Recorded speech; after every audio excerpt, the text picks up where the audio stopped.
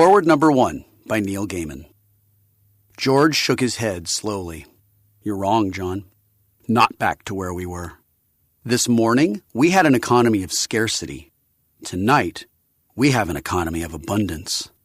This morning, we had a money economy. It was a money economy, even if credit was important. Tonight, it's a credit economy 100%. This morning, you and the lieutenant were selling standardization. Tonight, it's diversity. The whole framework of our society is flipped upside down. He frowned uncertainly. And yet, you're right, too. It doesn't seem to make much difference. It's still the same old rat race. I don't understand it. From Business as Usual During Alterations by Ralph Williams. Astounding Science Fiction, 1958. I bought a box of SF pulps when I was in my late teens from one of my father's friends who kept them in the garage. English editions of Astounding Science Fiction, for the most part. Stories written by authors whose names I barely recognized, despite being a science fiction reader from about as soon as I could read. I paid more than I could afford for them. I suspect that one story paid for all of them, though. It's a thought experiment. Until recently, I'd forgotten the opening of the story. Aliens decide to mess with us. But remembered what happened after that. We're in a department store, and someone drops off 2 matter duplicators. They have pans. You put something in pan 1, press a button, and its exact duplicate appears in pan 2. We spend a day in the department store as they are selling everything they have as cheaply as possible, duplicating things with the matter duplicator, making what they can on each sale, and using checks and credit cards, not cash. You can now perfectly duplicate cash, which, obviously, is no longer legal tender. Toward the end, they stop and take stock of the new world waiting for them and realize that all the rules have changed, but craftsmen and engineers are more necessary than ever. They realize that companies won't be manufacturing millions of identical things, but will need to make hundreds, perhaps thousands, of slightly different things. That their stores will be showrooms for things, and stock rooms will be history. That there will now be fundamental changes in 1950s-style retailing, including, to use a phrase that turned up well after 1958, a long tail.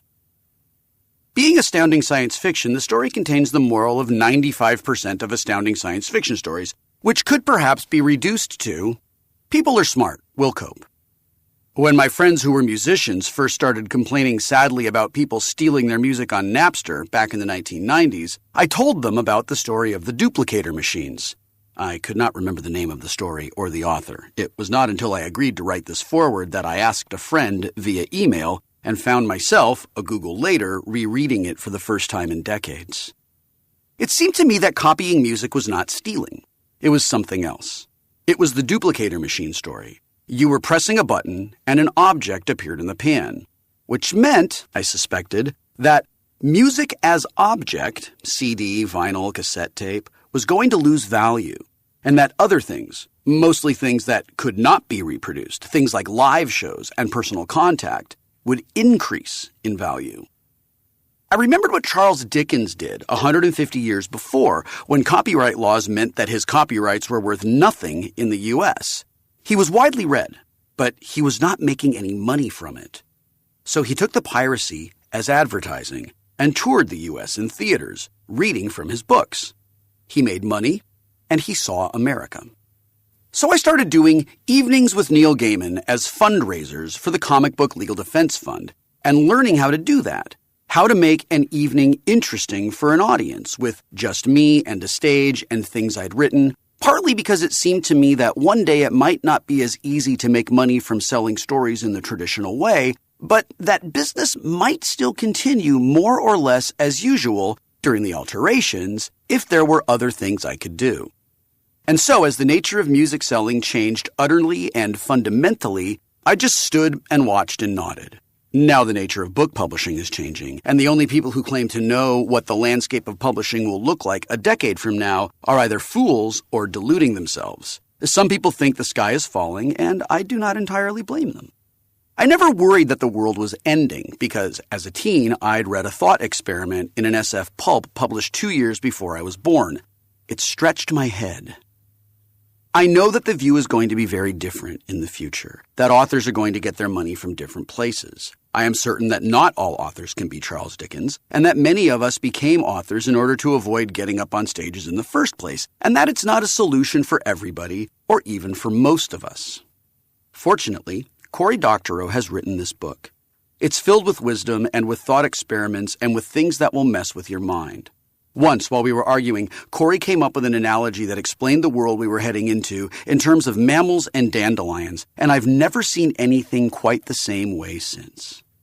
Mammals, he said, and I paraphrase here and do not put it as well as Cory did, invest a great deal of time and energy in their young, in the pregnancy, in raising them. Dandelions just let their seeds go to the wind and do not mourn the seeds that do not make it. Until now, creating intellectual content for payment has been a mammalian idea. Now, it's time for creators to accept that we are becoming dandelions. The world is not ending. Not if, as astounding science fiction used to suggest, humans are bright enough to think our way out of the problems we think ourselves into. I suspect that the next generation to come along will puzzle over our agonies, much as I puzzled over the death of the Victorian music halls as a child, and much as I felt sorry for the performers who had needed only 13 minutes of material in their whole life, and who did their 13 minutes in town after town until the day that television came along and killed it all.